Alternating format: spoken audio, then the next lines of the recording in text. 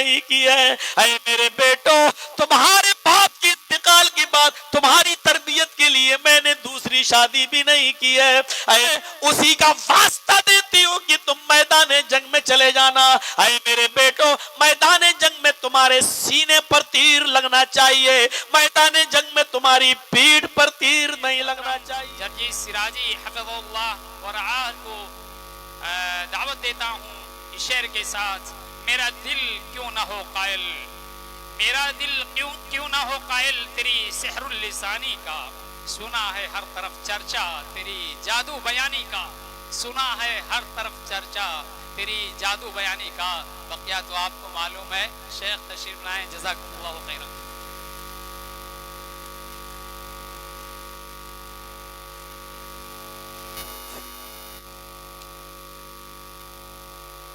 ہاں، تو یہ سب سے بڑی سچائی ہے کہ جو آیا ہے وہ جائے گا۔ دنیا میں بہت سے مذاہب ہیں، ان کے ماننے والے بھی ہیں، اور کچھ ایسے لوگ بھی ہیں جو ادھرمی کہلاتے ہیں، جن کا کوئی دھرم نہیں ہوتا ہے۔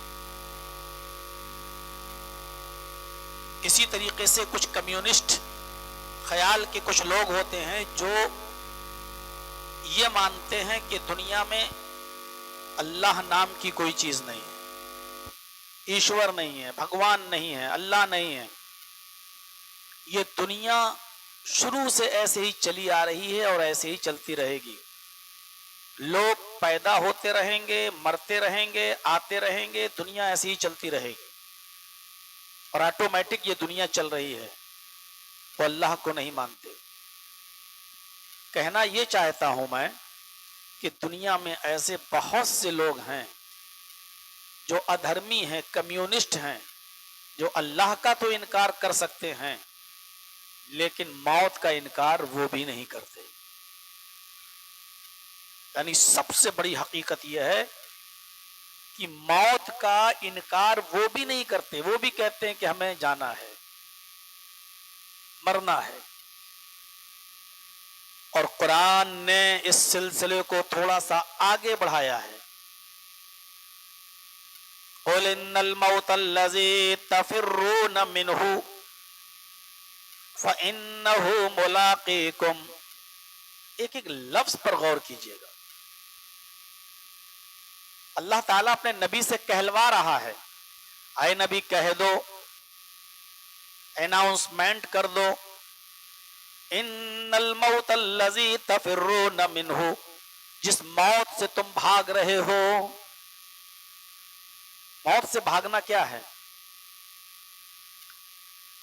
تھوڑی سی بیماری ہوئی، آدمی ہاسپٹل کی طرف بھاگا، تھوڑا سا ہارٹ میں پین ہوا، ہاسپٹل کی طرف بھاگا، ای سی جی کرا رہا ہے، ایکو کرا رہا ہے، بچنا چاہ رہا ہے۔ منع نہیں ہے علاج کرانا۔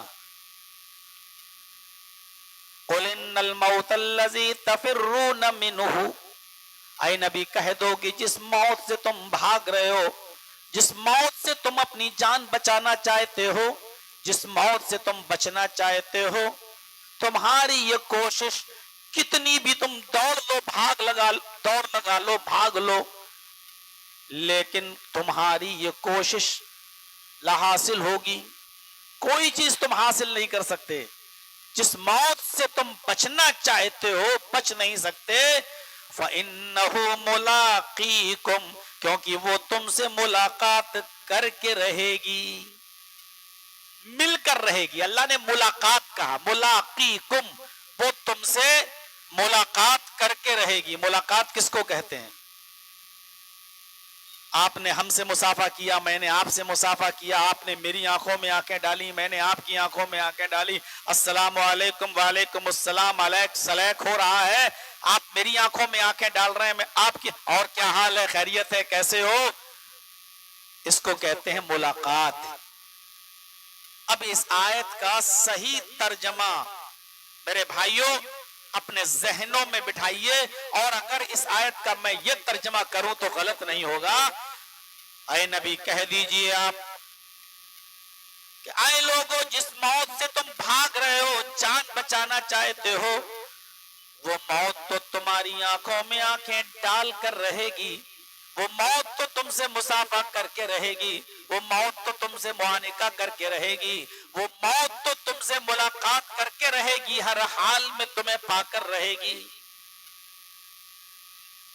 اتنی وضاحت کے ساتھ کہ لفظ ملاقات سے تشبیہ دے دی، جیسے دو لوگوں کی آپس میں ملاقاتیں ہوتی ہیں اور آپس میں دونوں کی آنکھیں ایک دوسرے کی آنکھوں سے ملتی ہیں، دونوں ایک دوسرے کے جسم کو ٹچ کرتے ہیں، مسافہ کرتے ہیں، اس طریقے سے موت تم سے مل کر رہے گی، بھاگنے کی کتنی بھی کوشش کر لو۔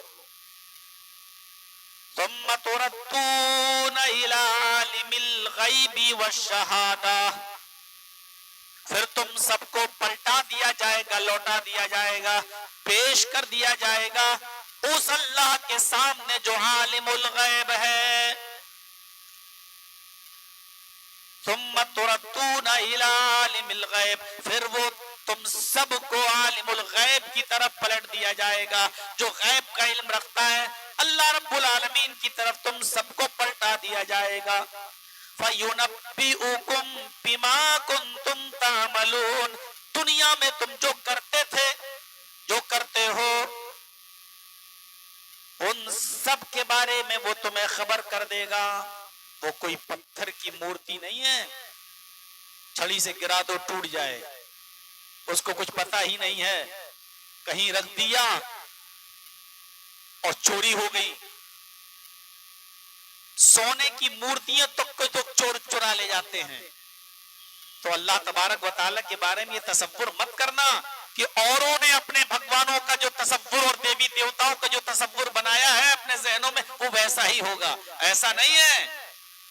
فَيُنَبِّئُكُمْ بِمَا كُنْتُمْ تَعْمَلُونَ، تم جو کچھ بھی دنیا میں کرتے ہو، کر رہے ہو، کیا ہے، وہ تمام چیزوں کی تمہیں قیامت کے دن خبر کر دے گا، وہ تمہیں سب کچھ بتا دے گا کہ تم نے دنیا میں یہ کیا، ایک چیز بھی تم سے چھپی نہیں رہے گی، ایک چیز بھی تم سے بچی ہوئی نہیں رہے گی۔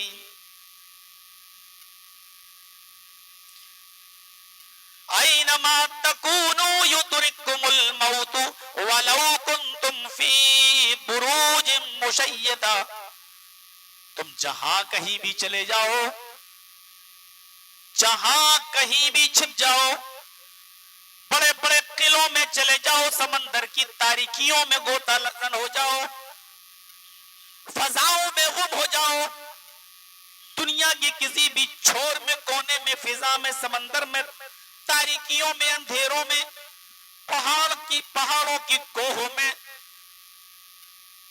بڑے بڑے قلعوں میں کہیں بھی چلے جاؤ، اینما تکونو، کہیں بھی چلے جاؤ، یدرککم الموت، موت تمہیں ادھر بھی آ پکڑے گی، موت تمہیں ادھر بھی اپنے شکنجے میں لے لے گی۔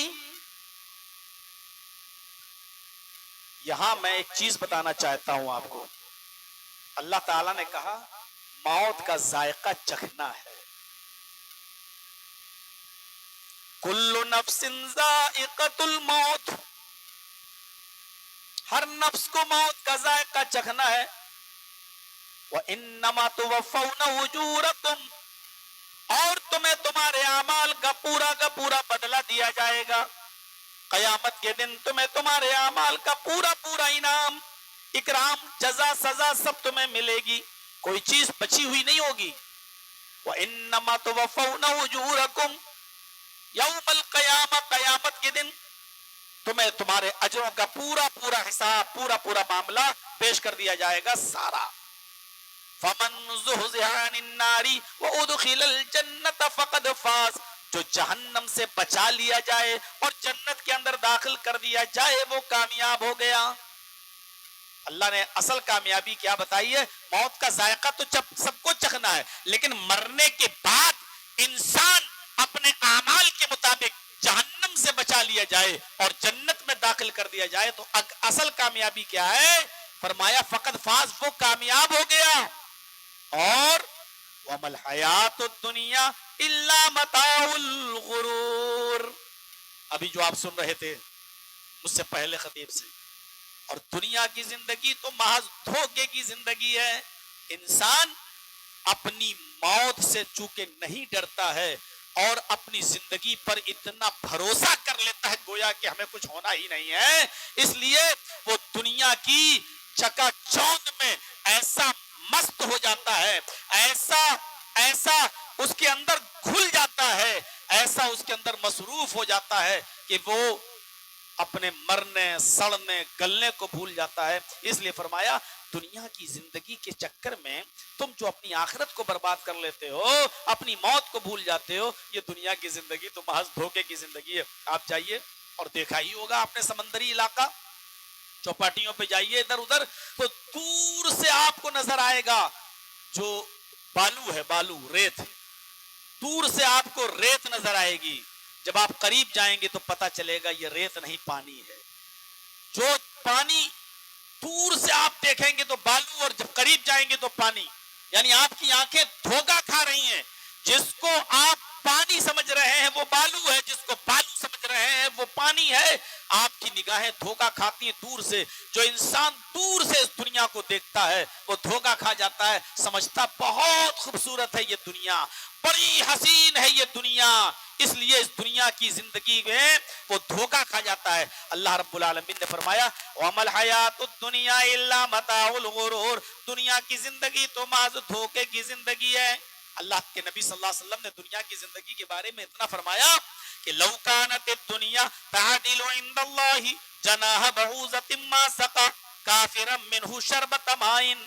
اگر اللہ رب العالمین کی نظر میں، اللہ رب العالمین کی نظر میں اس دنیا کی حقیقت، اس دنیا کی حقیقت، اس دنیا کی عزت، اس دنیا کا احترام اگر مچھر کے ایک پر کے برابر بھی ہوتا، مچھر کے ایک پر، مکھی تو بہت بڑی چیز ہو گئی ہے، اللہ کے نبی کہتے ہیں مچھر کے ایک پر کے برابر بھی اگر اللہ کی نظر میں اس دنیا کی کوئی حیثیت ہوتی تو اللہ رب العالمین کسی کافر کو اس دنیا سے ایک گھونٹ پانی بھی نہیں پلاتا. لیکن کافروں کو پانی ہی نہیں، ساری دولتوں سے نواز رہا ہے. علامہ اقبال شکوہ کر کے چلے گئے کافر کو ملے حور و قصور اور مومن کو فقط وعدہ حور.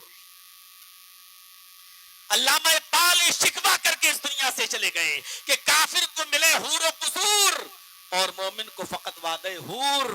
میرے بھائیوں، اس لیے اللہ رب العالمین اس دنیا میں سب کچھ دے رہا ہے انہیں، کیونکہ اس اللہ کی نظر میں اس دنیا کی حیثیت مچھر کے ایک پر کے برابر بھی نہیں ہے. میرا موضوع چونکہ مذمت دنیا نہیں ہے یا دنیا کی بے ثباتی نہیں ہے، مجھے تھوڑا سا آگے بڑھ کر موت کے منظر پر کچھ بولنا ہے. اور اصل چیز تو مجھے یہ بتانا ہے کہ موت کے وقت یا موت جب کسی کے قریب آئے تو اس انسان کو خوشی ہونی چاہیے یا غم ہونا چاہیے.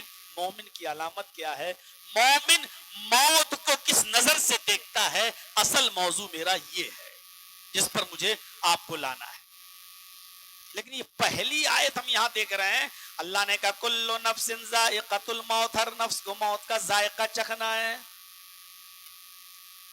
ذائقہ جب کوئی آدمی چکھتا ہے تو اس کو پتا ہوتا ہے کہ یہ چیز کیسی ہے، لیکن موت کا ذائقہ اگر کسی سے پوچھو تو بتا نہیں پائے گا.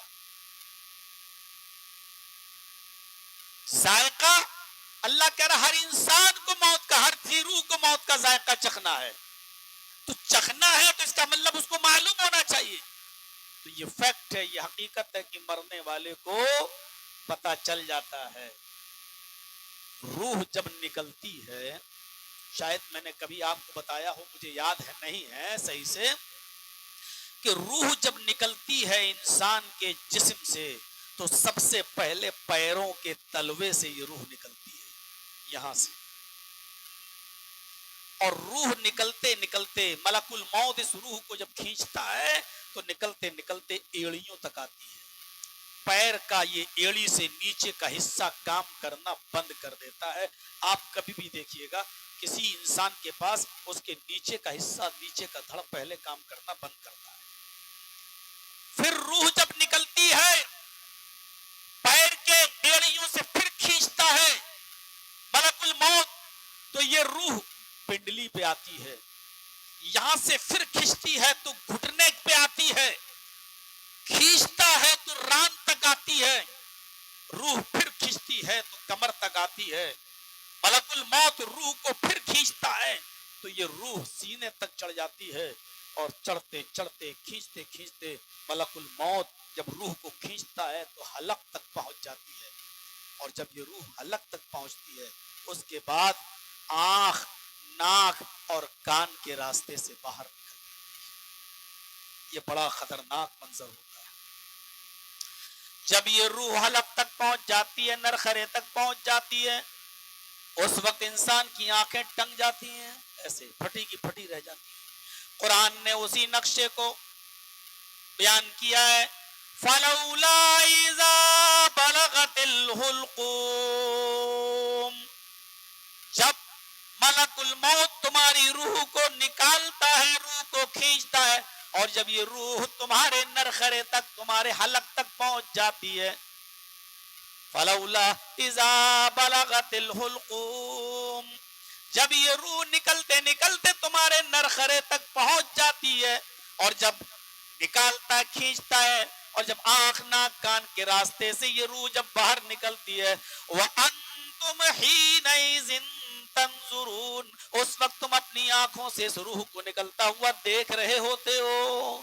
ہر انسان دیکھتا ہے اپنی روح کو اپنی آنکھوں کے سامنے نکلتے ہوئے، ہر انسان دیکھتا ہے۔ ساری کائنات جھوٹی ہو سکتی ہے، قرآن جھوٹا نہیں ہو سکتا ہے۔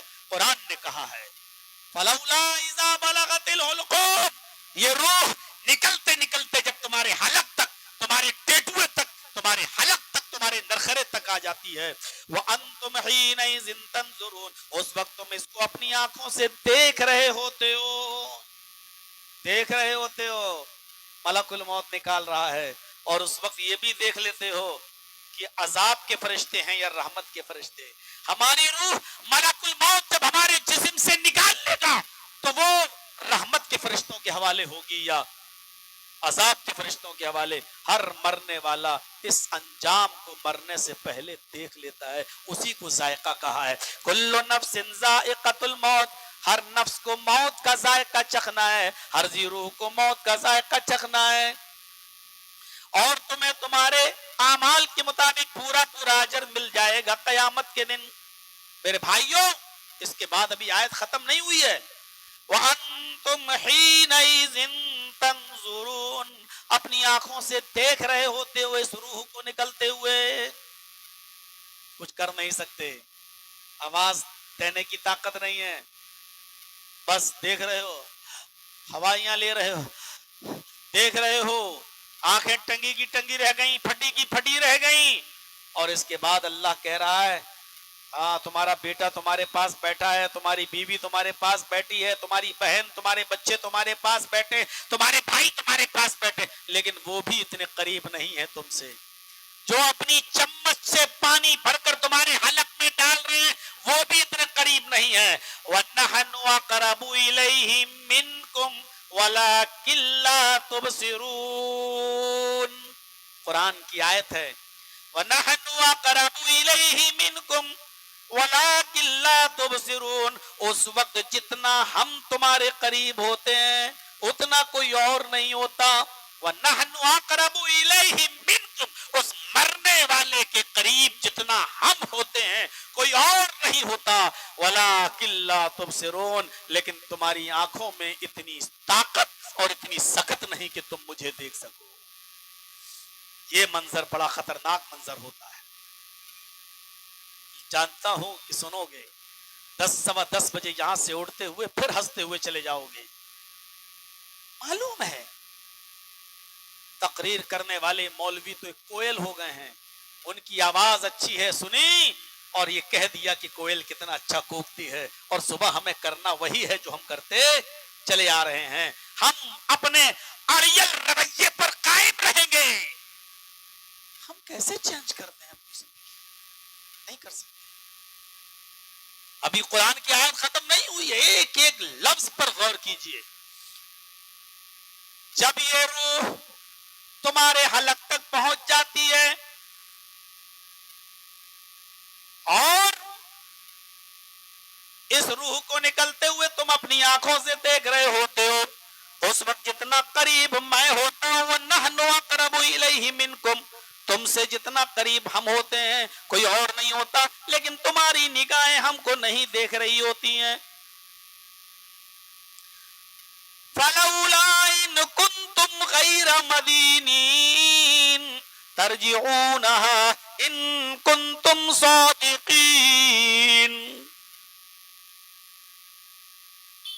اگر تمہارے اوپر کوئی حاکم نہیں ہے، اگر کوئی سپر پاور نہیں ہے، اگر تمہارے اوپر کوئی مالک نہیں ہے، حاکم نہیں ہے، سپر پاور نہیں ہے، تم اپنے آپ ہی کو سب سے بڑا سمجھتے ہو، سب سے بڑے سپر پاور تم اپنے آپ کو سمجھتے ہو، سب سے بڑے طاقتور تم اپنے آپ کو سمجھتے ہو، سب سے بڑے شکتیشالی تم اپنے آپ کو سمجھتے ہو، اور تمہارے اوپر کوئی حاکم نہیں، کوئی شکتیشالی نہیں، کوئی سپر پاور نہیں، اگر ایسا سوچتے ہو کہ تم ہی سب سے بڑے ہو تو ترجعونہا، تو جو روح نکال رہا ہے ملک الموت، اس ملک الموت سے وہ روح چھین کر تم اپنے اندر واپس کیوں نہیں لے لیتے؟ تم اپنے اندر لوٹا کیوں نہیں لیتے؟ تم اپنے آپ کو پھر سے جیوت کیوں نہیں کر لیتے؟ تم ملک الموت کو بھگا کیوں نہیں دیتے ہو؟ اس سے وہ چیز چھین کر اپنے اندر دوبارہ واپس کیوں نہیں لوٹا لیتے ہو؟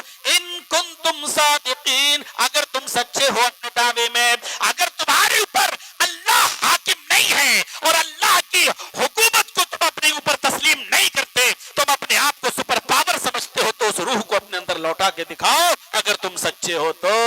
یہ کام تو نہ صدام کر پایا، نہ شاہ فیصل کر پائے، نہ لال بہادر شاستری کر پائے، نہ اندرا گاندھی کر پائیں، نہ راجیو گاندھی کر پائے، نہ اٹل بہاری جی کر پائے۔ میرے بھائیوں، یہی سے پتا چلتا ہے کہ انسان کتنا بے بس ہے، کتنا کمزور ہے۔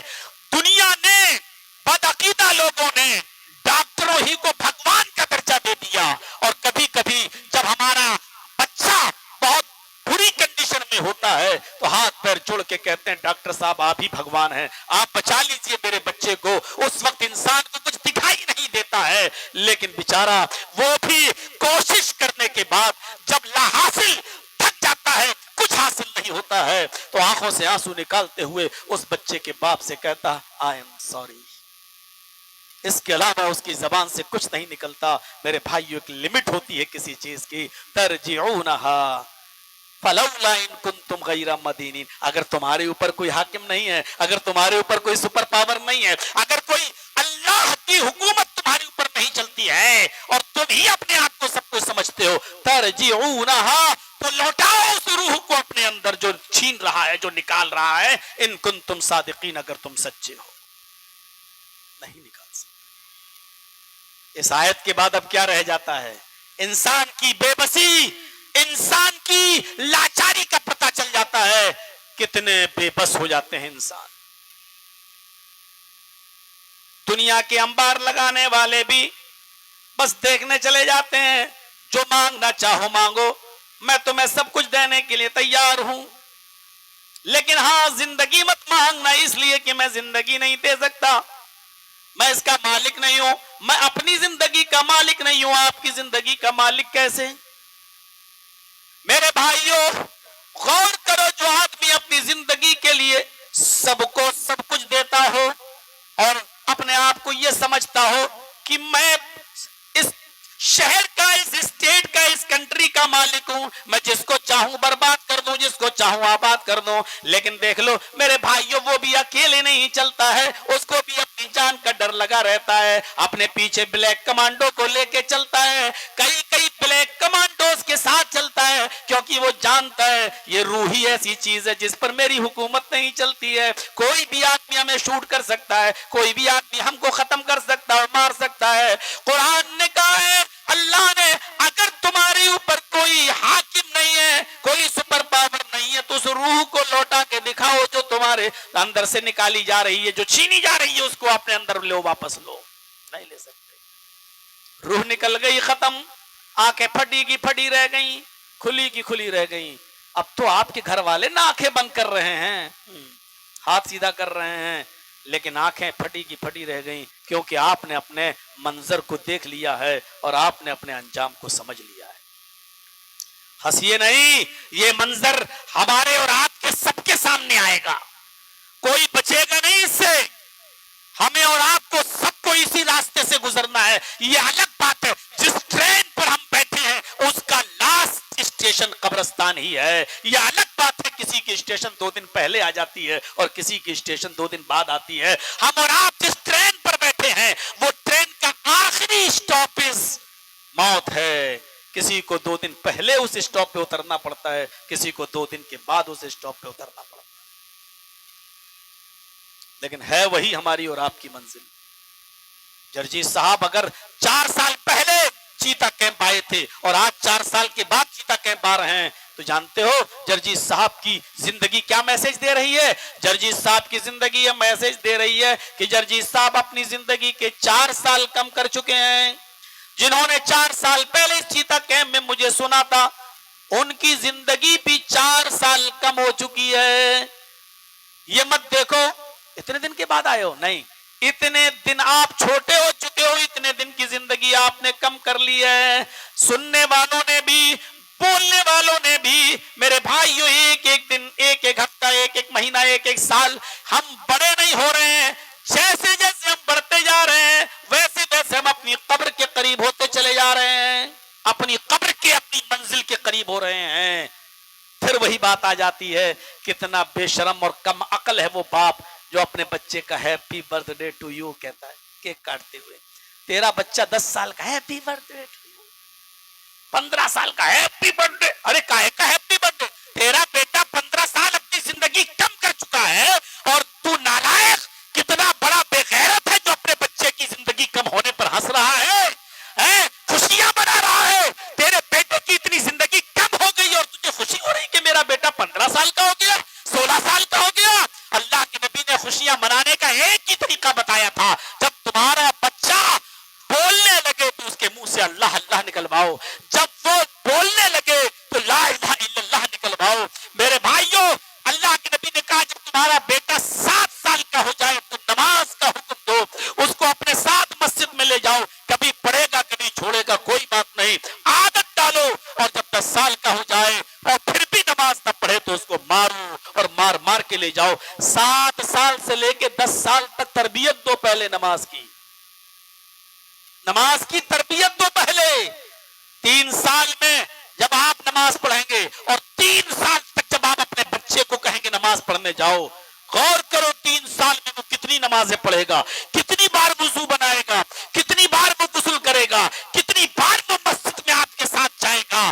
3 سال کی یہ ایک تربیت کورس رکھا ہے اسلام نے، محمد رسول اللہ نے۔ 7 سال سے لے کر 10 سال تک یہ تربیت کورس ہے، اس میں جو تربیت تم اپنے بچے کو دو گے پھر بچہ 10 سال کے بعد آٹومیٹک نماز پڑھے گا، آپ کو اس کو نماز کی کہنے کی ضرورت نہیں پڑے گی۔ لیکن سوال یہ پیدا ہوتا ہے، یہاں تو 50-45 سال کا باپ ہی نماز نہیں پڑھتا تو اس کا 15 سال کا بیٹا کیا نماز پڑھے؟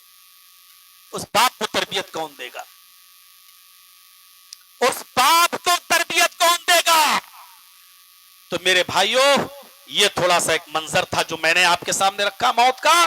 اللہ کے نبی صلی اللہ علیہ وسلم نے فرمایا جب کوئی مصیبت آئے، ایک دعا دیکھیے، بخاری شریف کی حدیث کے اندر یہ دعا آئی ہے، موت ہے یا کوئی بھی کسی آدمی پر، کسی انسان پر کوئی پریشانی مصیبت آئے تو اللہ کے نبی صلی اللہ علیہ وسلم فرماتے ہیں کہ یہ دعا پڑھنا چاہیے، رنج و غم اور موت مصیبت کی یہ دعا ہے، انا للہ وَإِنَّا إِلَيْهِ رَاجِعُونَ اللہم اجرنی فی مصیبتی وَاخْلِفْ لِي خَيْرًا مِنْهَا۔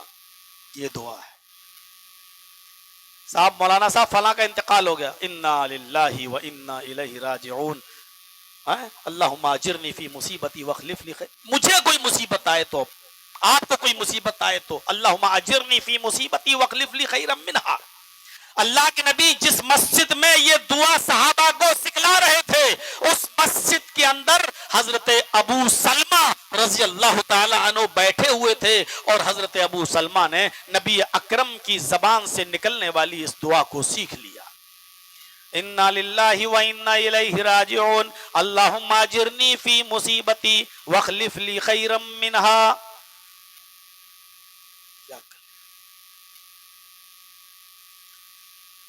ابو سلمہ رضی اللہ تعالیٰ عنہ اپنے گھر جاتے ہیں اور اپنی بیوی کو بتاتے ہیں کہ اللہ کے نبی صلی اللہ علیہ وسلم نے آج مجھے یہ دعا سکھلائی ہے. سارے صحابہ نے یہ دعا سیکھ لی، میں نے بھی یہ دعا سیکھ لی. ان کے منہ سے یہ دعا نکلی. بیوی نے پوچھا کون سی دعا ہے؟ فرمایا اللہ کے نبی نے فرمایا جب کوئی مصیبت آئے، دکھ آئے تو یہ دعا پڑھو، انا للہ و انا الیہ راجعون اللہم اجرنی فی مصیبتی واخلف لی خیرا منہا. حضرت ام سلمہ نے بھی اس دعا کو یاد کر لیا. انا للہ، ہم سب اللہ کی طرف سے ہیں، اللہ کے لیے. وَإِنَّا إِلَيْهِ رَاجِعُونَ، اور اسی کی طرف ہمیں پلٹ کے جانا ہے. اللہم اجرنی فی مصیبتی، اللہ میری اوپر جو مصیبت آئی ہے اس پر مجھے بہتر اجر عطا فرما. وَاخْلِفْ لِي خَيْرًا مِنْهَا، اور جو میں نے کھویا ہے اس سے بہتر مجھے عطا فرما. وَاخْلِفْ لِي خَيْرًا مِنْهَا، مجھے اس سے بہتر بدل عطا فرما. کتنی اچھی دعا ہے یہ، کتنی اچھی. ام سلمہ کہتی ہیں میں نے بھی اس دعا کو یاد کر لیا. کچھ سالوں کے بعد مجھے پتا چلتا ہے کسی حادثے میں میرے شوہر ابو سلمہ کا انتقال ہو گیا.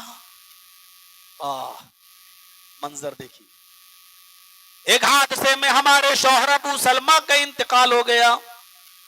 اور جب میرے کانوں میں خبر آئی کہ اے ام سلمہ، تمہارے شوہر ابو سلمہ انتقال کر گئے، تمہارے شوہر ابو سلمہ کا انتقال ہو گیا، جیسے انتقال کی خبر میں نے سنی میرے پیروں کے نیچے سے زمین سرک گئی. مجھے کچھ سجھائی نہیں دیا، میرے منہ سے یہی دعا نکلتی ہے انا للہ و انا الیہ راجعون اللہم اجرنی فی مصیبتی واخلف لی خیرا منہا. دیکھیے دعا کا اثر کیسے ہوتا ہے.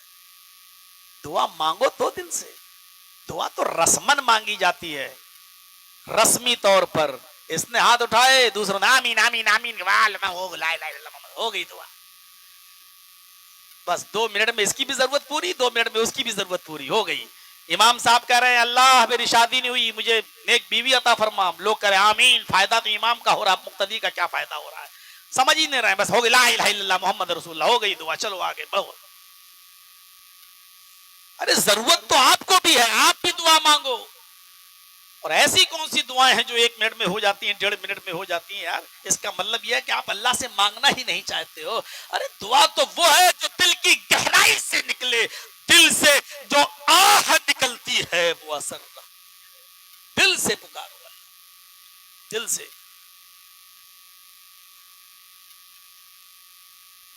ام سلمہ کہتی ہیں میری زبان سے جملہ نکلا اللہم اجرنی انا للہ و انا الیہ راجعون اللہم اجرنی فی مصیبتی واخلف لی خیرا منہا. اس کے بعد ابو سلمہ کو دفنا دیا گیا. ام سلمہ برابر یہ دعا پڑھتی رہی انا للہ و انا الیہ راجعون اللہم اجرنی فی مصیبتی واخلف لی خیرا منہا. ایک دن خود ہی کہنے لگی، میں نے دل میں سوچا آخر میں یہ کیوں مانگ رہی ہوں، اللہم اجرنی فی مصیبتی واخلف لی خیرا منہا. اللہ میری مصیبت میں مجھے بہتر اجر عطا فرما، اور جو میں نے کھویا ہے اس سے بہتر بدل عطا فرما، مجھے بہتر چیز دے. بھلا ابو سلمہ سے بہتر میرے لیے کون ہو سکتا ہے؟ ابو سلمہ جو میرے شوہر سے انتقال کر گئے ان سے اچھا میرے لیے کون ہو سکتا ہے؟ بھلا ابو سلمہ سے بھی بہتر میرے لیے کوئی ہوگا؟ ام سلمہ کہتی ہے میں سوچتی رہی، لیکن دعا نبی نے سکھائی تھی اس لیے میں پڑھتی رہی، لیکن یہ سوچتی تھی بھلا میرے لیے ابو سلمہ سے بہتر کون ہو سکتا ہے. میری عدت پوری ہو گئی. شوہر کے انتقال کے بعد بیوی کی جو عدت ہوتی ہے، میری وہ عدت پوری ہو گئی. پھر ایک دن اللہ کے نبی جناب محمد رسول اللہ صلی اللہ علیہ وسلم میرے گھر تشریف لائے.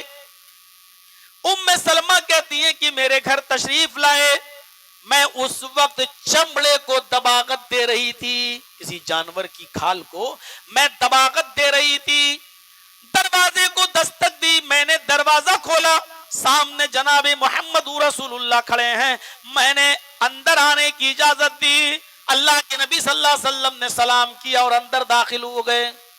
میرے پاس ایک تکیہ رکھا ہوا تھا جس میں کھجور کے پتے بھرے ہوئے تھے، کھجور کی چھال بھری ہوئی تھی، میں نے وہ تکیہ اللہ کے نبی صلی اللہ علیہ وسلم کو ٹیک لگانے کے لیے دے دیا۔ ام سلمہ کہتی ہیں نبی اکرم صلی اللہ علیہ وسلم اس تکیے پر ٹیک لگا کر بیٹھ گئے، اس تکیے پر ٹیک لگا کر تشریف فرما ہو گئے، بیٹھ گئے۔ اور پھر نبی اکرم صلی اللہ علیہ وسلم نے مجھ سے فرمایا اے ام سلمہ میں تمہیں نکاح کا پیغام دینے کے لیے آیا ہوں، میں تم سے نکاح کرنا چاہتا ہوں، تمہارے شوہر کا انتقال ہو گیا ہے، تم کیا کرو گی؟ ذریعہ معاش چاہیے، کھانا پینا چاہیے، ضروریات ہے زندگی کی۔ اے ام سلمہ میں خود تمہارے پاس آیا ہوں اور نکاح کا پیغام دیتا ہوں۔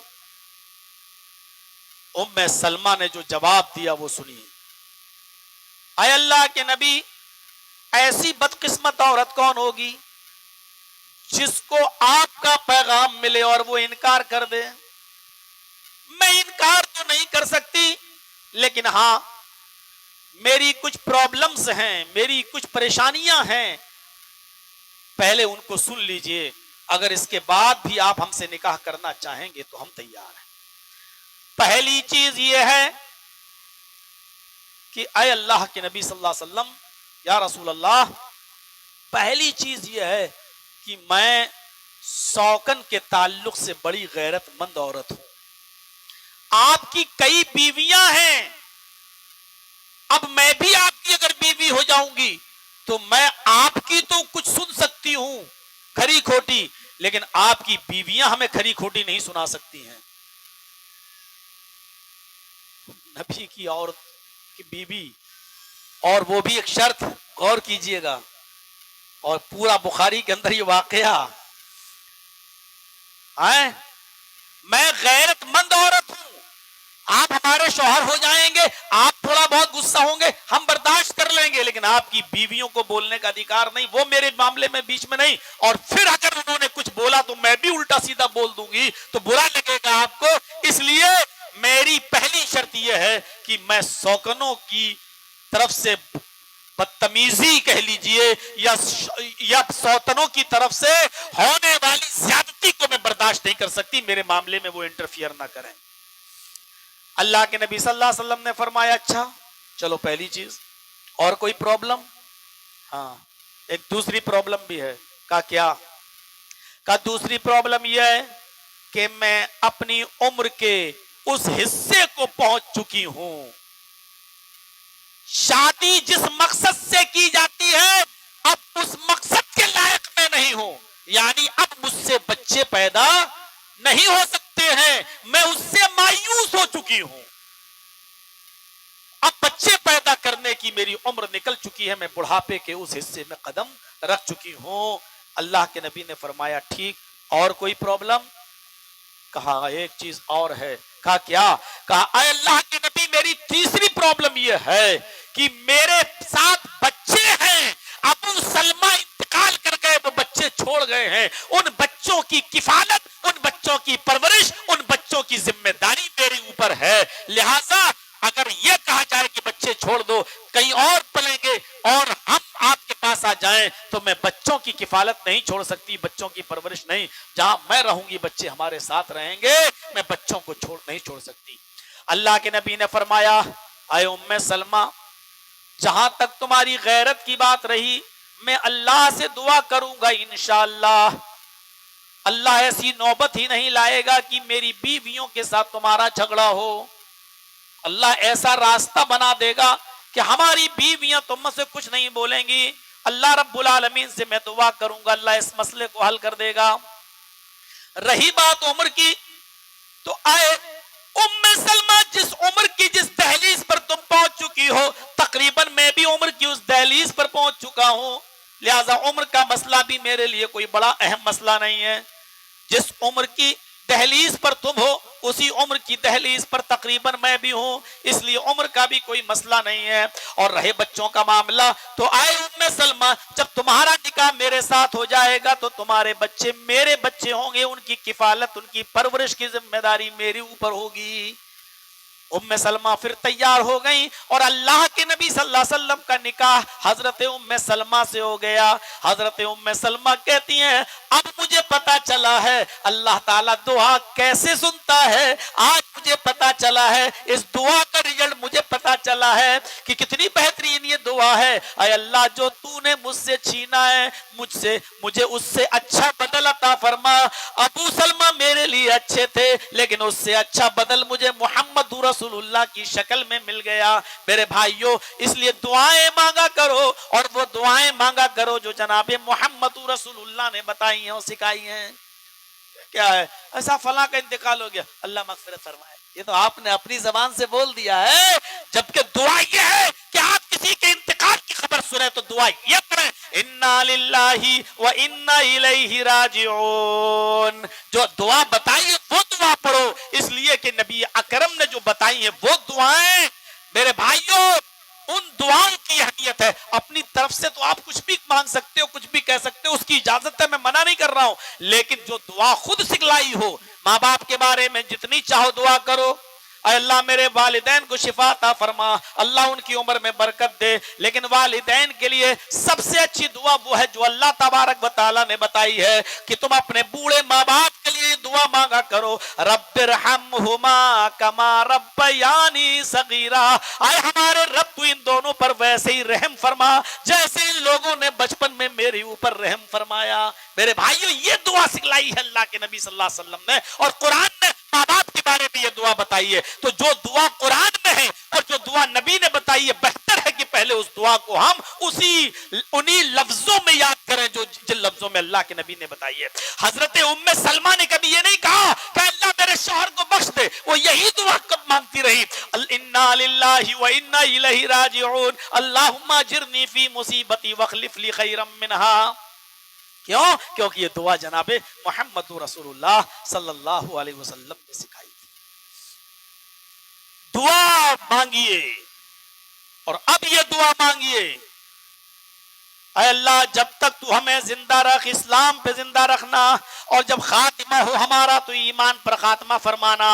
اسلام جس کا زندگی بھر قائم رہے اور جس کا خاتمہ ایمان پر ہو، اس کی زندگی کامیاب ہے میرے بھائیوں۔ ورنہ موتیں تو کیسے کیسے ہو رہی ہیں، آپ اندازہ لگا سکتے ہیں، پتہ نہیں کیسی کیسی موتیں ہو رہی ہیں، اچانک موتیں ہو جاتی ہیں، پتہ نہیں، ارے اچھا وہ ارے کل تو ٹھیک تھا، ارے کل تو صحیح تھا، آج اس کا شمار کس میں کر رہے ہیں آپ؟ ہم دیکھ رہے ہیں اللہ نے جو زندگی دی اس کی قدر کرو۔ کویت میں ایک 80 سال کے بزرگ نے اپنے ہارٹ کا آپریشن کرایا، بڑا امیر آدمی، بڑا دولت مند آدمی، اس نے ہارٹ کا آپریشن کرایا، ماتر 20 منٹ میں اس کے ہارٹ کا آپریشن ہو گیا۔ جب وہ ڈسچارج ہونے لگا ہاسپٹل سے 3 دن کے بعد، تو ڈاکٹر نے اس کے ہاتھ میں انڈین کرنسی کے مطابق 10 لاکھ کا بل دے دیا۔ اس آدمی نے بل کو دیکھا، رونے لگا۔ ڈاکٹر نے کہا کیوں، کیا ہوا، زیادہ ہے، کچھ کنسیشن چاہتے ہو؟ اس نے کہا نہیں، اگر 10 کی جگہ 50 کا بھی ہوتا تو میں سکچم ہوں، میں دینے کے لائق ہوں۔ پھر کیوں رو رہے ہو؟ الحمدللہ تم ٹھیک ہو گئے ہو، تمہاری بائی پاس سرجری کر دی گئی ہے، تم بالکل کامیاب ہو گئے ہو، تمہارا آپریشن کامیاب ہے، اور یہ خرچہ ہوا ہے، اگر زیادہ ہو تو چلو میں 2 لاکھ اور کم کر دیتا ہوں، 8 لاکھ دے دو۔ وہ اور زیادہ رونے لگا۔ ڈاکٹر نے کہا میں جتنا کم کر رہا ہوں تم اتنا رو رہے ہو، آخر بات کیا ہے؟ اس نے کہا ڈاکٹر صاحب میں اس لیے نہیں رو رہا ہوں کہ میں 8 لاکھ 10 لاکھ نہیں دے سکتا، بلکہ اس بات پر رو رہا ہوں آپ نے صرف 10 منٹ میں 20 منٹ میں میرے ہارٹ کا، میرے دل کا آپریشن کر دیا، اور 3 دن کے بعد مجھے اپنے ہاسپٹل سے ڈسچارج کر دیا، اس کی قیمت آپ نے مجھ سے 10 لاکھ روپے مانگ لی ہے۔ میں اپنے رب کا کیسے شکریہ ادا کروں جو 80 سال تک میرے ہارٹ کو سنبھالے رہا، جو 80 سال تک میرے دل کو سنبھالے رہا، آج تک اس نے مجھ سے کوئی بل نہیں مانگا، کوئی اس کی قیمت نہیں مانگی ہے، میں اپنے رب کا کیسے شکریہ ادا کروں؟ یہ 10 لاکھ روپے دے کر بھی میں تمہیں تھینک یو بولوں گا، میں تم سے جزاک اللہ کہوں گا، میں تمہارا شکریہ ادا کروں گا، لیکن آج تک میں اپنے رب کا شکریہ ادا نہیں کر سکا۔ میں اپنے رب کا کتنا ناشکرا رہا کہ جس نے 80 سال تک میرے ہارٹ کو، میرے دل کو سنبھالے رکھا، لیکن آج تک اس نے مجھ سے کچھ نہیں مانگا۔ میرے بھائیوں ذرا تصور کریں ہم اور آپ کہ اللہ رب العالمین کی اتنی نعمتوں کے بعد ہم اتنی نعمتیں پا کر بھی ان کی کیسی ناشکری کر رہے ہیں۔ جو کھانے کا لقمہ ہم زمین پر پھینک دیتے ہیں نا، یا گر جاتا تو اٹھانا بھی گوارا نہیں کرتے۔ حضرت عمر فاروق نے حضرت حذیفہ ابن یمان کو اور ربعی ابن عامر کو جب بھیجا تھا کہ جاؤ اور کسرا ملک شام جاؤ اور ملک شام میں جا کر کسرا کے بادشاہ کے سامنے جا کر بات کر کے آؤ، اور کسرا نے جب بلایا تھا ان کو کہ آؤ بات چیت کے ذریعے معاملہ حل کرو، تو ربیع ابن عامر اور حذیفہ ابن یمان جب جاتے ہیں تو درباری نے کسرا میں شام کے اندر درباری نے روک دیا۔ کہاں جا رہے ہو؟ یہ پھٹے پرانے کپڑے پہن کر۔ کہا کہ مجھے تمہارے بادشاہ نے بلایا ہے، اندر پوچھ کے آیا کہ کوئی آیا ہے عرب سے، حضرت عمر نے اس کو بھیجا ہے۔ کہا اچھا ان کو آنے دو۔ کہا کہ وہ پھٹے پرانے کپڑے پہنے ہوئے ہیں، تو کہا کہ جاؤ یہ ہمارے یہاں کا یہ ڈریس ان کو دے دو۔ ان دونوں نے، حذیفہ ابن یمان نے اور ربیع ابن عامر نے کہا کہ میں تمہارا کپڑا نہیں پہنوں گا، میں جو کپڑا پہن کے آیا وہی کپڑا پہنوں گا، اگر بات کرتا ہوں تو تمہارے بادشاہ کو بات کرے، ورنہ میں واپس جا رہا ہوں۔ بہرحال اجازت مل گئی، آؤ تم اسی کپڑوں میں آؤ۔ بادشاہ تخت پر بیٹھا ہوا تھا، کہا کہ بات کرے، بھوک لگی ہے؟ تکلف نہیں کیا کیونکہ شریعت کا مسئلہ ہے، اگر بھوک لگی ہو اور کوئی پوچھے کہ بھوک لگی ہے تو فوراً کہہ دو کہ ہاں لگی ہے۔ اگر کھانے کی خواہش ہو اور کھانا کوئی کھا رہا ہو کہ آؤ بیٹھ جاؤ تو بیٹھ جانا چاہیے۔ یہ سوچ ہماری اور آپ کی، فوراً بیٹھ گیا تو سامنے والا کیا کہے گا کتنا بے شرم ہے، دیکھو ایک بار کہا بیٹھ گیا۔ یہ سوچ ہماری اور آپ کی ہے، کیونکہ ہم نے اپنی اور آپ کی سوچ کو میرے بھائیو آج کے ماحول کے حساب سے ڈھالا ہے۔ اسی لیے میں نے کل یہ تقریر کی تھی کہ عقل پر مت چلیے، عقل پہ مت چلیے، اسلامی اصولوں پر چلیے۔ اگر کوئی کھانا کھا رہا ہے، ہمیں بھوک لگی اور وہ کہتے کہ آئیے کھانا کھائیے، بیٹھ جانا چاہیے اگر خواہش ہے۔ اب صاحب اگر میں فوراً بیٹھ گیا، اب دل میں میرے بھی نہیں 2-3 بار کہے گا تب بیٹھوں گا۔ یہ سوچ ہے ہماری اور آپ کی، ورنہ شریعت کا ایسا کوئی مسئلہ نہیں ہے۔ کہا کہ بھوک لگی ہے، ان لوگوں نے کہا تم نے پوچھا اس لیے بتلا رہا ہوں کہ ہاں لگی ہے۔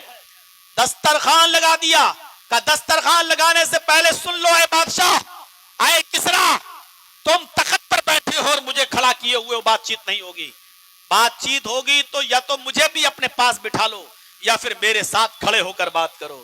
آج خودداری کو ہم نے بیچ دیا ہے نا، اس لیے آج در در کی ٹھوکریں ہم کھا رہے ہیں۔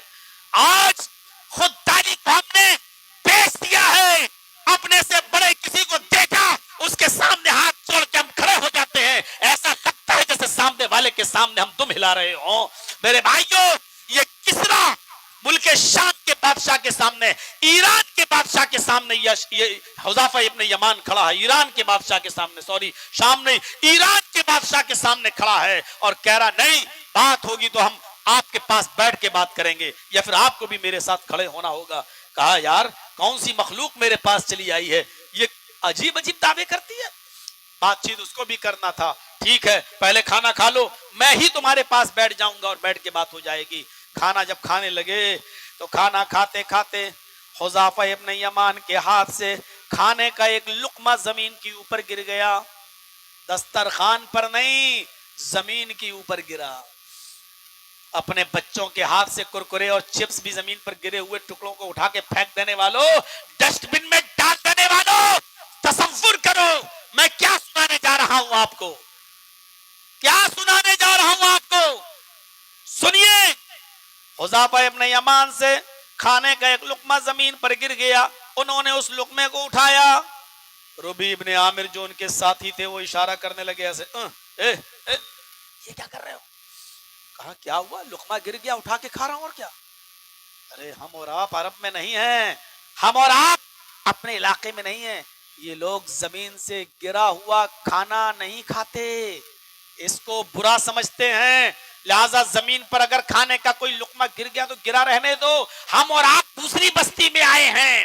حضرت حذیفہ ابن یمان نے ایران کے بادشاہ کسرا کے سامنے ربیع ابن عامر سے کہا چپ رہو، اسکت، خاموش۔ ارے بھائی تم میں جو کہہ رہا ہوں مان لو، کہا کہ نہیں مانوں گا، یہ لقمہ میں کھاؤں گا۔ کیا تم نے سنا نہیں؟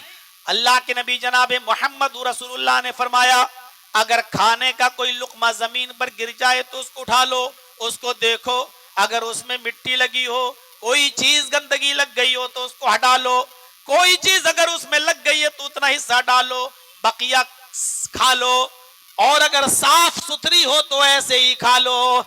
پتہ نہیں اللہ نے کس کھانے کے کس لقمے میں اور کس حصے میں برکت رکھی ہو۔ کیا تم نے سنا نہیں؟ کہاں سنا ہے، لیکن ہم دوسری بستی میں ہیں، یہ لوگ کیا سوچیں گے؟ حضرت حذیفہ ابن یمان کے الفاظ سنو، انہوں نے کیا کہا، آئے ربیعی مجھے تم سے ایسی امید نہیں تھی، یہ کیا سوچیں گے؟ ارے سوچنے دو ان کو، کیا سوچیں گے؟ اب جو جملے ہیں وہ سنو، اترکو سنتا رسول اللہ صلی اللہ علیہ وسلم لہؤلاء الحمقاء۔ عربی جاننے والے اسٹیج پر بیٹھے پوچھو، عربی زبان میں بے وقوف اور پاگل کو احمق کہتے ہیں، اور اس کی جمع حمقاء استعمال ہوئی ہے، اس کا پلورل استعمال ہوا ہے۔ کیا کہا، اترکو سنت رسول اللہ صلی اللہ علیہ وسلم لہؤلاء الحمقاء، کیا میں ان بے وقوفوں کے لیے، کیا ان پاگلوں کے لیے میں محمد رسول اللہ کی سنت کو چھوڑ دوں؟ کیا میں نبی اکرم کی سنت پر عمل کرنا چھوڑ دوں ان پاگلوں کی وجہ سے، ان بے وقوفوں کی وجہ سے؟ یہ کہا تھا حذیفہ ابن یمان نے ایران کے بادشاہ کے سامنے، اور زمین پر پڑا ہوا لقمہ اٹھایا اور کھا لیا۔ یہ تھے نبی اکرم کی سنتوں سے سچی محبت کرنے والے، جو لوگ شادیوں میں کتنا کلو کھانا بچ کر آج وہ نالیوں کے حوالے ہوتا ہے، کتنا برباد ہوتا ہے، اور کتنا ہوٹلوں کے آس پاس چلے جاؤ تو ڈسٹ بن میں کتنا جھوٹا پڑا رہتا ہے۔ تصور کرو، یہ سنتیں آج تو تباہی اور بربادی ہمارے اوپر آ رہی ہے، اس کے اسباب میں سبب یہ بھی ہے کہ ہم نے محمد رسول اللہ کی سنتوں کا مذاق اڑایا ہے۔ وہ دو آدمی تھے نہیں ڈرے، اور ایران میں گھس کر ایران کے بادشاہ سے کہہ رہے ہیں، کسرا سے، اور کیا کہہ رہے ہیں، بات کریں گے تو تمہاری آنکھوں میں آنکھیں ڈال کر، تم کھڑے ہو کے کرو گے تو ہم کھڑے ہو کے کریں گے، اور تم بیٹھ کے کرو گے تو ہم بیٹھ کے کریں گے، تم بیٹھو اور ہم کھڑے ہو کر کریں، بات چیت نہیں۔ جاؤ ذرا اندازہ لگاؤ، زمین پر پڑا ہوا ایک لقمہ بھی انہوں نے ضائع نہیں جانے دیا، اس کو بھی اٹھایا اور یہ کہتے ہوئے کھا لیا، اترک سنت رسول اللہ صلی اللہ علیہ وسلم لہؤلاء الحمقاء، کیا میں ان بے وقوف اور پاگلوں کے لیے میں نبی اکرم کی سنت کو چھوڑ دوں؟ اب پھر وہی سوال، مولانا آج کے زمانے میں لوگ کیا کہیں گے؟ لوگ کیا کہیں گے؟ یہی تو ربیع ابن عامر کہہ رہے تھے، یہ لوگ کیا کہیں گے، یہ کیا سوچیں گے بادشاہ کے دائیں بائیں رہنے والے لوگ؟ تو کیا جواب دیا تھا حذیفہ نے ان بے وقوف اور پاگلوں کے لیے؟ آپ بھی اٹھائیے زمین پر پڑا ہوا لقمہ اور صاف کر کے کھا جائیے۔ آپ کے ساتھی کہہ رہے یہ لوگ کیا، ارے میں پاگلوں کے لیے کیا سنت رسول چھوڑ دوں، کیا محمد رسول اللہ کی سنت چھوڑ دوں؟ آپ بھی کہیے، برجستہ کہیے، اس کو پاگل سمجھیے جس کے لیے آپ یہ تصور کر رہے ہیں کہ یہ لوگ کیا سوچیں گے۔ ارے کوئی کتنا بھی بڑا ہو جائے، ہمارے نبی جناب محمد رسول اللہ سے بڑا نہیں ہو سکتا، اس کا مقام اور اس کا مرتبہ، عزت احترام سب کا اپنی جگہ پر ہے، لیکن جو مقام و مرتبہ اللہ نے محمد رسول اللہ کو دیا ہے، وہ مقام و مرتبہ کسی کو حاصل ہو ہی نہیں سکتا ہے۔ ہم کس کی سنت پر عمل کریں گے اگر ان کی سنت پر عمل نہیں کریں گے تو میرے بھائیوں، حضرت ام سلمہ کہتی ہیں آج مجھے پتا چلا اس دعا کا اثر کیا۔ اب سنیے، موت تو سب کو آنی ہے، لیکن موت کے وقت جس کے چہرے پر خوشی ہو، ہنسی ہو، گھبراہٹ نہ ہو، وہ آدمی مومن ہے۔ یہ چیز اب اندازہ لگائیے، ہم اور آپ کتنے لوگ خوش ہوتے ہیں موت کے وقت، یا موت کو اپنے قریب دیکھتے ہیں تو کن کے چہروں پر خوشی ہوتی ہے؟ اب جو میں بول رہا ہوں اس کی دلیل کیا ہے، وہ اب آپ کے سامنے آ رہی ہیں۔ موت مومن کی نظر میں کیسی ہوتی ہے؟ اللہ کے نبی صلی اللہ علیہ وسلم اپنے بستر پر ہیں، فجر اور ظہر کے بیچ میں آپ اللہ کو پیارے ہو جاتے ہیں. اسی بیچ میں حضرت فاطمہ رضی اللہ تعالیٰ عنہ آتی ہیں. روزانہ اللہ کے نبی بستر سے اٹھتے تھے اور فاطمہ کو اپنے گلے سے لگاتے تھے اور پیشانی کا بوسہ دیتے تھے. لیکن آج محمد رسول اللہ بستر سے نہیں اٹھ پا رہے ہیں. آج حضرت فاطمہ آتی ہیں, بستر پر بیٹھتی ہے اور خود اپنے باپ محمد رسول اللہ صلی اللہ علیہ وسلم کی پیشانی کا بوسہ دیتی ہیں اور بوسہ دیتے ہوئے کہتی ہے, غور کیجئے بخاری کی حدیث کے الفاظ, وا کر بابا, ہائے میرے ابو کی تکلیف, ہائے میرے ابو کی پریشانی. جب باپ نے یہ جملہ سنا تو آپ نے فرمایا, او میری لخت جگر, او میری بیٹی فاطمہ, روتے نہیں, آنکھوں میں آنسو کیوں لا رہی ہو؟ آج کے بعد تمہارے باپ کو کبھی اتنی تکلیف نہیں ہوگی. اتنا کہا اور پھر فرمایا کہ پانی کا پیالہ لاؤ. پانی کا پیالہ لایا گیا. محمد رسول اللہ صلی اللہ علیہ وسلم پانی کے پیالے میں ہاتھ ڈالتے جاتے اور ہاتھ بھگو کر اپنے جسم پر ملتے جاتے, پھر ہاتھ پانی میں ڈالتے اور اپنے چہرے پر, اپنے ہاتھوں پر وہ پانی ملتے جاتے. بخاری شریف کی حدیث کے الفاظ, اللہ کے نبی بار بار پانی میں ہاتھ ڈالتے ہیں اور پانی کے چھینٹے اپنے جسم پر مارتے جا رہے ہیں اور کہتے جا رہے ہیں, اِنَّ لِلْمَوْتِ سَكَرَاتٍ, اِنَّ لِلْمَوْتِ سَكَرَاتٍ, اِنَّ لِلْمَوْتِ سَكَرَاتٍ. موت کے لیے بڑی پریشانیاں ہیں, موت کے لیے بڑی بے چینیاں ہیں, موت کے لیے بڑی سختیاں ہیں. حضرت فاطمہ نے جب یہ دیکھا تو پھر رونے لگی. فرمایا, آئے میری لختی جگر, تم روتی کیوں ہو؟ آئے میری لختی جگر, تمہیں رونا کیوں آ رہا ہے؟ تمہیں رونے کی ضرورت نہیں ہے. آج ابھی جبرائیل علیہ السلام میرے پاس آئے اور مجھے بتا کر گئے ہیں, آج آپ سے آپ کی رب کے ملاقات کا وقت ہے, آپ اپنے رب کے پاس جائیں گے.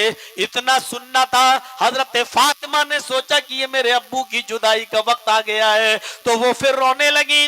جب اور زیادہ روئی تو اللہ کے نبی صلی اللہ علیہ وسلم نے اپنی بیٹی حضرت فاطمہ کے دونوں گالوں کو اپنے دونوں ہاتھوں سے پکڑا اور ان کو اپنے قریب کیا اور ان کے کان میں سرگوشی کی, کچھ بتایا. یہ سن کر حضرت فاطمہ رضی اللہ تعالیٰ عنہ ہنسنے لگی. اس کے بعد میں آپ نے دوبارہ پکڑا اور دوبارہ ان کے کان کو اپنے قریب کیا اور پھر کچھ کہا. وہ سن کر وہ اور زیادہ ہنسنے لگی اور پھر ہنستے ہنستے وہ وہاں اللہ کے نبی کے پاس سے اٹھ کر گئیں. جب نبی اکرم صلی اللہ علیہ وسلم اس دنیا سے رخصت ہو گئے, اللہ کو پیارے ہو گئے, تو ایک دن حضرت عائشہ صدیقہ نے کہا تھا, آئے فاطمہ, تمہیں اس حق کا واسطہ جو میرا تمہارے اوپر ہے, ایک ماں بیٹی کا, آئے عائشہ, آئے فاطمہ, میں تمہیں اس حق کا واسطہ دیتی ہوں جو میرا تمہارے اوپر ہے. مجھے بھی وہ راز بتا دو جو جناب محمد رسول اللہ نے تمہارے کان میں کہا تھا. وہ راز کیا ہے؟ اللہ کے نبی نے آپ کے کان میں کیا کہا تھا, ذرا بتاؤ, میں اس حق کا واسطہ دیتی ہوں. حضرت فاطمہ نے فرمایا, ہاں اب میں بتا سکتی ہوں, کیونکہ اب اس دنیا میں ہمارے ابو نہیں رہے.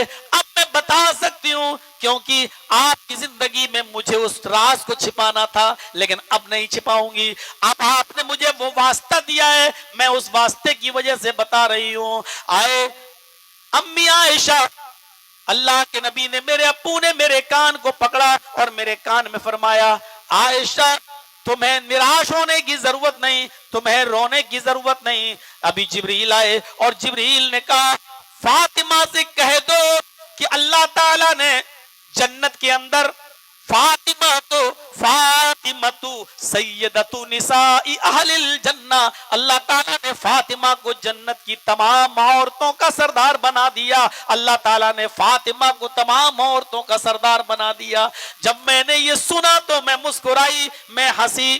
فرمایا پھر دوبارہ پکڑا اور کان میں پھر کہا تو فرمایا, امی عائشہ, ہمارے ابو نے دوبارہ جب میرے کان کو اپنے قریب کیا تو فرمایا جبریل نے مجھ سے یہ بھی کہا کہ فاطمہ سے کہہ دو کہ میرے اہل بیت میں، اہل بیت خاندان، میرے اہل بیت میں سب سے پہلے تم مجھ سے ملو گی، یعنی فاطمہ سے کہہ دو کہ فاطمہ سب سے پہلے آپ سے ملاقات کرے گی، یعنی ابھی آپ جا رہے ہیں اور اہل بیت میں سب سے پہلے آپ کے پیچھے پیچھے اگر کوئی آ رہا ہے تو فاطمہ آ رہی ہے۔ تو جب میں نے سنا کہ میرا نمبر اہل بیت میں سب سے پہلے ہے، میرے ابو سے میری ملاقات کا وقت ہوگا، یعنی میں اللہ کو پیاری ہو جاؤں گی، تو جب میں نے یہ سنا تو میں مسکرا دی، میں ہنس دی۔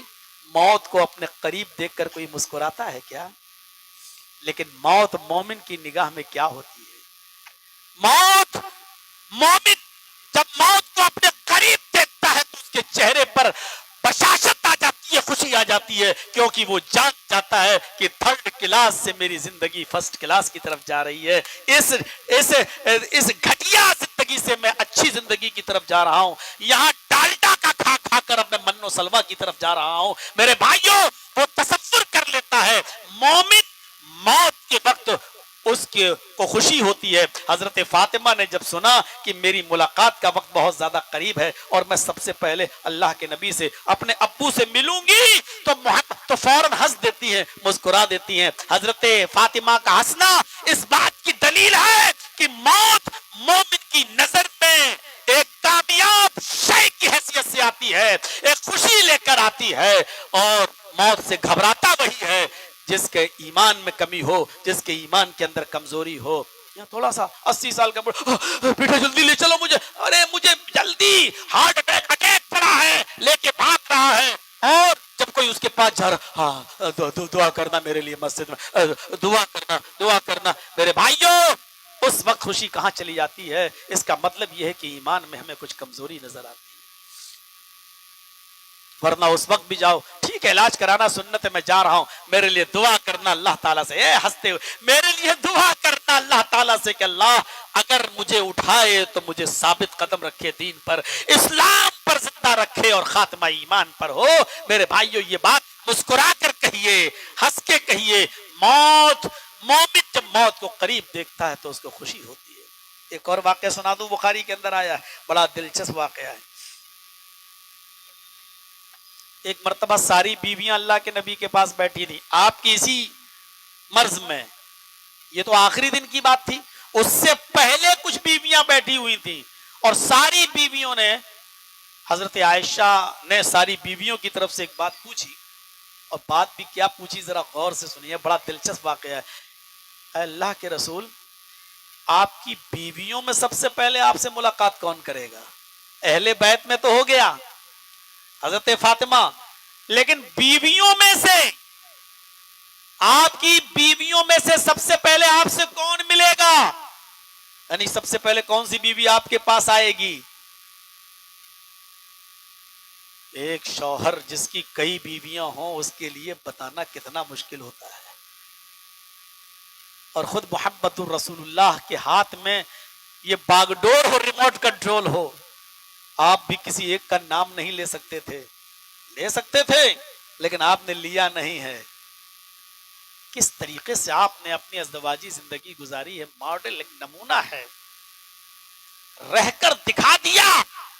عائشہ کے ساتھ بھی دنیا چیختی رہے، چلاتی رہے، جب عائشہ کو شکایت نہیں تو تم کیوں بھونک رہے ہو؟ جب بیوی خوش ہے اپنے شوہر کے ساتھ تو بھونکنا بند کرو۔ میں بھونکنے کا لفظ استعمال کر رہا ہوں، جس کے اوپر گزر رہی ہوگی وہ اچھی طرح سمجھ رہا ہوگا کہ میں کس کے لیے بول رہا ہوں۔ جب بیوی کو اعتراض نہیں تو تمہیں کیوں اعتراض ہے؟ جب وہ کہہ رہی ہے کہ کعبے کے رب کی قسم مجھے جو شوہر ملا ہے، دنیا کے کسی بھی عورت کو ایسا شوہر نہیں ملا ہوگا، اور ایک دن اللہ کے نبی صلی اللہ علیہ وسلم کی باری کسی اور بیوی کے یہاں تھی، حضرت عائشہ کے، اور آپ نے دیکھا کہ عائشہ نہیں ہے تو تھوڑی دیر کے لیے دوسری بیوی کے گھر چلے گئے۔ عائشہ کو پتا چلا، اتنی دیر کی جدائی بھی حضرت عائشہ کو برداشت نہ ہو سکی، وہ سیدھے جنگل کے اندر چلی گئیں اور اپنا پیر ازخر گھاس کے اندر ڈال دیا اور فرمایا الہ العالمین اس جھاڑی میں سے کوئی سانپ نکال دے جو مجھے ڈس لے، جو مجھے کاٹ لے، جس کے زہر کے اثر سے میں مر جاؤں۔ وہ تو اللہ کے رسول ہیں، وہ تو تیرے پیغمبر ہیں، میں ان کو کچھ نہیں کہہ سکتی، مجھے یہ تھوڑی دیر کی جدائی بھی برداشت نہیں ہوئی۔ ایسی عورت حضرت عائشہ جن کو تھوڑی دیر کی جدائی بھی برداشت نہیں ہوتی تھی اپنے شوہر کی، میرے بھائیو غور کرو کہ کتنا پیار دیا ہوگا محمد رسول اللہ نے اپنی بیوی کو۔ آپ اندازہ لگاؤ، جب بیوی کو اعتراض نہیں تو تم کیوں بھونک رہے ہو؟ تمہیں کیوں اعتراض ہو رہا ہے؟ تم کیوں چیخ رہے ہو، چلا رہے ہو، کیوں ڈیبیٹ کر رہے ہو اور اپنا وقت برباد کر رہے ہو؟ سورج پر تھوکنے سے تمہارا ہی چہرہ گندا ہوگا، معاف کیجئے گا، سورج کی اوپر تھوک نہیں پہنچ پائے گا۔ اگر ہم بولنا شروع کر دیں تو تم کہو گے ساری چیزیں اس وقت تمہارے ہاتھ میں ہیں، اس لیے تم ہمیں اجازت نہیں دے سکتے ہو۔ مجھے تو ہائی کورٹ سے بھی باؤنڈیشن یہ ملی ہے کہ آپ ویدوں کے منتر نہیں پڑھیں گے، آپ رامائن گیتا نہیں پڑھیں گے، ہمیں ہائی کورٹ کے اس باؤنڈیشن کا خیال رکھنا پڑ رہا ہے، ورنہ میرے بھائیوں ہم ایک دن کے جلسے میں کم سے کم ویدوں کے منتر اور رامائن گیتا کے شلوک پڑھ کر بھی اسلام کی صداقت کو واضح کرتے، لیکن ہمیں بھی کورٹ کے آدیش کا پالن کرنا ہے، اس لیے ہم کچھ دنوں کے لیے ابھی چھوڑے ہوئے ہیں۔ آئیے میرے بھائیوں، وہ بیویاں وہاں بیٹھی ہوئی ہیں اور بیوی اما عائشہ سب کی طرف سے پوچھ رہی ہیں کہ اللہ کے رسول آپ بتائیے کہ آپ کی بیویوں میں سے سب سے پہلے آپ سے کون ملے گا؟ اللہ کے نبی نے سب کو دیکھا اور دیکھنے کے بعد مسکراتے ہوئے فرمایا، آئے میری بیویوں، میری بیویوں میں سب سے پہلے مجھ سے اس کی ملاقات ہوگی جس کے ہاتھ سب سے زیادہ لمبے ہوں گے۔ آپ نے فرمایا اطولکن یدن، جس کے ہاتھ سب سے زیادہ لمبے ہوں گے وہ ہم سے ملے گی۔ تھوڑی دیر تک یہ ساری بیویاں بیٹھی رہی وہیں اور اما عائشہ باہر نکلی اور سب کو اشارہ کر کے بولا ادھر آؤ۔ دوسرے حجرے میں گئیں اور ایک لکڑی لے آئیں کہ بیٹھو پہلے، کیا کہ پہلے ہاتھ ناپیں کس کے ہاتھ سب سے زیادہ لمبے ہیں۔ دیکھیں اللہ کے رسول نے کس عورت کے بارے میں کہا ہے۔ حضرت بخاری کی روایت، حضرت عائشہ ہاتھ سے ناپنے لگی، جب سب کے ہاتھ ناپے تو پتا چلا کہ حضرت سودا کے ہاتھ سب سے زیادہ لمبے ہیں۔ حضرت سودا کے ہاتھ سب سے لمبے نکلے، سب نے مبارکباد بھی دے دی، سودا مبارک ہو، تم ہی سب سے پہلے رسول اللہ سے ملو گی، اللہ کے نبی کے دنیا سے رخصت ہونے کے بعد تمہارا ہی نمبر آئے گا۔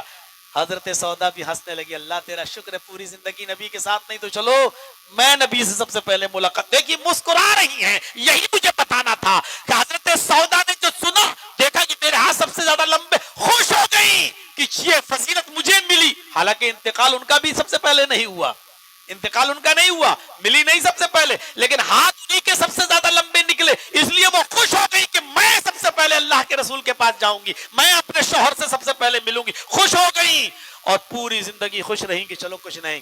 لیکن آپ کی بیویوں میں سب سے پہلے جس بیوی کا انتقال ہوا وہ بیوی تھی زینب بنت جہش۔ ساری عورتیں سناٹا ہیں، ہاتھ تو لمبے تھے سودا کے اور گئی ہے، یہ کیا ہوا؟ آپس میں صلاح مشورہ، یہ کیا ہوا؟ اللہ کے رسول تو جھوٹ نہیں بولتے، ساری کائنات جھوٹی ہو سکتی ہے، نبی کا فرمان نہیں۔ اب عقل دوڑائی کرے، ہم لوگ سمجھ نہیں پائے نبی کے مطلب کو۔ اللہ کے نبی نے جو کہا تھا اطولکن یدن، جس کے ہاتھ سب سے زیادہ لمبے ہوں گے، ارے ہاتھ لمبے ہونے سے مراد یہ ہاتھ نہیں، جو سب سے زیادہ صدقہ کرنے والی ہوگی، سب سے زیادہ خیرات کرنے والی ہوگی، اللہ کے راہ میں سب سے زیادہ لٹانے والی ہوگی، ان میں زینب سب سے آگے تھی، اس لیے کہ میں نے زینب کو دیکھا کہ زینب کبھی اپنے پاس کچھ نہیں رکھتی تھی، شام کو جو آیا، شام ہی کو جو بچ گیا سب کچھ غریبوں مسکینوں میں تقسیم، صبح کہاں سے آئے گا اللہ دے گا، صبح کچھ آیا اپنے استعمال کر لیا، بقیہ سب غریبوں اور مسکینوں میں تقسیم کر دیا، شام کو کیا ہوگا اللہ مالک، اللہ پر توکل۔ زینب بنت جہش نے کچھ نہیں چھوڑا اپنے پاس، سب سے زیادہ بیویوں میں لٹانے والی، صدقہ کرنے والی اور خیرات کرنے والی کوئی بیوی تھی تو وہ تھی حضرت زینب بنت جہش۔ تو یہ مطلب تھا سب سے زیادہ ہاتھ لمبے ہونے کا کہ جو سب سے زیادہ خیرات کرنے والی اور صدقہ دینے والی۔ پورا واقعہ بتانے کا مین مقصد یہ ہے کہ جب سنا کہ میں اللہ کے رسول سے اپنے شوہر سے سب سے پہلے ملوں گی، یعنی میرا وقت قریب ہے، تو وہ مسکرا دیتی تھی۔ موت مومن کی نظر میں بشاشت اور خوشخبری لے کر آتی ہے، اس کی زندگی کو خوش کر دیتی ہے۔ اگر ہمارے انتقال کے وقت ہمارے چہرے پہ مسکراہٹ ہے، ہمارے چہرے پہ رونق ہے، ہم اللہ کے فیصلے پر راضی ہیں، تو یقیناً مان لیجئے کہ ہم مومن ہیں، اور ہم اللہ سے امید رکھیے، اللہ سے امید رکھیے میرے بھائیوں، موت کے وقت ہمارے اور آپ کے چہروں پر خوشی ہونی چاہیے۔ اب شرابی اور جواری آدمی خوش نہ رہے، ایسے مولانا نے کہہ دیا خوش نہ، تو نہیں رہ ہی نہیں سکتا، ایسے آدمی کے چہرے پہ خوشی آ ہی نہیں سکتی۔ بہت پہلے جب شروع میں ہم یہیں چیتا کیمپ میں تقریر کر رہے تھے، یاد ہے وہ واقعہ جب میں نے اسی جگہ پر آج سے 16-17 سال پہلے کی بات بتا رہا ہوں، میں نے اسی گراؤنڈ پہ، اسی روڈ پر میں نے جلسہ کیا تھا، اور شاید مجھے یاد ہے کہ اس سائڈ پہ ایک آدمی بیٹھا تھا، بیوڑا تھا، شرابی تھا، اور میں نے تقریر میں کہا تھا کہ شراب اتنا بڑا جرم ہے شراب پینا کہ اللہ کے رسول نے چور کے ہاتھ خود نہیں کاٹے، زانی کو خود سنسار نہیں کیا، لیکن جب کسی شرابی کو دیکھتے تھے تو اللہ کے نبی کہتے تھے اس کو سب سے پہلے میرے پاس لاؤ، سب سے پہلے جوتا میں اس کو پہلے میں ماروں گا۔ اللہ کے نبی سب سے پہلے شرابی کو چپل جوتا مارتے تھے کوڑا، اس کے بعد دوسروں سے لگواتے تھے۔ تو یہیں پر ایک بیوڑا بیٹھا ہوا تھا اور گیا تھا، اب وہ زندہ ہے کہ مر گیا ہمیں نہیں معلوم، وہ گیا اور دوبارہ شراب پی کے چلایا تھا۔ لوگوں نے پوچھا یہ کیا کیا؟ تو اس نے کہا ارے سنا نہیں مولانا صاحب نے کیا کہا، شرابی کو سب سے پہلے جوتا اللہ کے نبی ماریں گے، اور جس کو اللہ کے نبی جوتا مارے وہ تو جنتی ہو جائے گا، میں اس لیے جوتا پہن کے اس لیے اور دوبارہ شراب پی کے چلایا۔ اسی علاقے کا واقعہ ہے میرے بھائیوں۔ اب بتاؤ اس عقل کو کیا کریں گے ہم اور آپ؟ اس شرابی کی اس عقل کو ہم کیا کریں جو سن رہا اور گیا اور آ کے کیا کہہ رہا، میں نے اس لیے پی لی کہ شرابی کو جوتا سب سے پہلے اللہ کے نبی ماریں گے، اور اگر اللہ کے نبی نے مجھے جوتا مار دیا تو ہم تو جنتی۔ جیسے آج کل لوگ سمجھتے ہیں کہ فلاں نے چھڑی مار دی تو ہماری ساری بیماریاں دور ہو جائیں گی، وہ چھڑی نہیں ہو گئی، پتہ نہیں علادین کا چراغ ہو گیا، کیا ہو گیا، وہ علادین کا چراغ لگنے لگا، فلاں کی چھڑی پڑ گئی تو سب بیماریاں دور۔ میرے بھائیوں کوئی چھڑی سے بیماری دور نہیں ہوتی ہے، کسی ملا مولوی کے پھونکنے سے بیماری دور نہیں ہوتی ہے۔ اللہ کے رسول نے وہ دعائیں سب کے لیے بتائی ہیں۔ سورہ فاتحہ آپ پڑھیے، چاروں معوذتین آپ پڑھیے، اللہم اشفی انت الشافی لا شفاء الا شفاءک، شفاء لا یغادر سقما، یہ دعا یاد کریے، اپنے اوپر دم کریے۔ اللہ کے نبی نے ہر انسان کو، ہر شخص کو بتایا کہ بیماری سے دعائیں یہ ہیں، تم ان کو پڑھو اور ان پڑھ کر ان کے اوپر دم، اپنے اوپر دم کرو۔ ہاں دوسرے پر بھی دم کر سکتے ہو، قرآن کی آیتیں پڑھ کر جائز ہے، ناجائز نہیں ہے، لیکن وہی پھر میں کہوں گا وہی چیزیں جو اللہ کے نبی نے بتائی ہیں، وہی جو نبی سے ثابت ہیں، وہ انہی چیزوں کو پڑھیے۔ ایک اور چیز کی طرف میں آپ کو لے کے چلتا ہوں، آپ کو ایک واقعہ سناتا ہوں حضرت خنسہ رضی اللہ تعالیٰ عنہ کا، بڑا دلچسپ واقعہ ہے، بہت دل کو جھنجھوڑ دینے والا واقعہ ہے میرے بھائیو۔ حضرت خنسہ کی زندگی کے دو دور ہیں، ایک دور حالت کفر کا ہے اور ایک دور حالت اسلام کا ہے۔ سن 8 ہجری سے پہلے کا دور جو تھا وہ حالت کفر کا دور تھا، اور 8 ہجری کے بعد کا جو دور تھا حضرت خنسہ کا وہ حالت اسلام کا دور تھا۔ حالت کفر میں ان کی حالت کیا تھی اور حالت اسلام میں ان کی حالت کیا تھی، سن لیجئے میرے بھائیو۔ حالت کفر میں ان کی حال یہ تھی کہ وہ عرب کی سب سے بڑی شاعرہ تھی، سب سے بڑی مرثیہ پڑھنے والی تھی۔ عرب کے لوگ ان کے خیمے پر لکھتے تھے ارسل عرب، عرب کی سب سے بڑی مرثیہ گو، عرب کی سب سے بڑی مرثیہ پڑھنے والی عورت۔ کسی کی کہ موت پر ایسا مرثیہ پڑتی تھی کہ کوئی آنکھ ایسی نہیں ہوتی تھی جو روتی نہ ہو۔ بہت بڑی عرب کی شاعرہ تھی، بزنس کرتی تھی، حالت کفر میں بڑا ان کا تجارت، بڑی بڑی تجارت ہوا کرتی تھی ان کی۔ 8 ہجری کے بعد وہ اسلام لائیں۔ حالت کفر میں ان کی حالت یہ تھی کہ ان کے ایک بھائی کا نام تھا معاویہ اور ایک بھائی کا نام تھا صخر۔ پہلا بھائی معاویہ قتل کر دیا گیا، دشمنوں نے اس کو مار دیا، وہ معاویہ کی جدائی میں روتی رہی، پڑتی رہی۔ اس کے بڑے بھائی صخر نے ارادہ کر لیا کہ میں اپنے بھائی معاویہ کی جان کا بدلہ لوں گا، خون کا بدلہ. وہ تیاری کر ہی رہا تھا کہ دشمنوں نے اس کے دوسرے بھائی صخر کو بھی قتل کر دیا، صخر بھی مارا گیا. یہ دور حالت کفر کا ہے.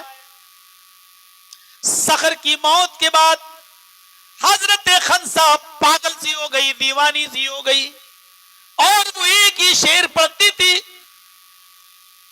ایک ہی شعر، یذکرنی طلوع الشمس صخرا اذکرہ لکل غروب شمس. اسی شعر کو وہ بار بار پڑھتی تھی، اپنے بھائی کو بھول نہیں پا رہی تھی، اپنے بھائی کی موت کو. جب بھی سورج نکلتا تو وہ یہ شعر پڑھتی، اور جب بھی رات ہوتی تو وہ یہی شعر پڑھتی. جب سورج نکلتا تو یہی کہتی، یذکرنی طلوع الشمس صخرا، اے سورج تیرا طلوع ہونا، تیرا نکلنا مجھے صخر کی یاد دلا دیتا ہے. اذکرہ لکل غروب شمس، اور جب بھی سورج غروب ہوتا تو مجھے صخر کی یاد آتی، یعنی رات و دن صخر کو یاد کرتی. ہر صبح وہ صخر کو یاد کرتی، ہر رات کو وہ صخر کو یاد کرتی. گویا کہ جب صبح اٹھتی تو یہ کہتے ہوئے اٹھتی، یذکرنی طلوع الشمس صخرا، اے سورج تو کیوں نکلتا ہے، اے سورج مت نکلا کر، اے دن تو مت ہوا کر، اے سورج تو کیوں چمکتا ہے، اے سورج تو مت چمکا کر، اے سورج تو مت نکلا کر. جب تو نکلتا ہے، جب تو طلوع ہوتا ہے تو مجھے میرے بھائی صخر کی یاد دلا دیتا ہے.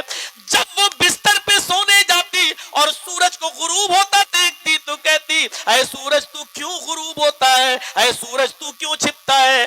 جب بھی تو چھپتا ہے اور رات مجھے اپنے آغوش میں لیتی ہے، مجھے اپنے بھائی صخر کی یاد آ جاتی ہے. اذکرہ لکل غروب شمس، مجھے اپنے بھائی صخر کی یاد آتی ہے.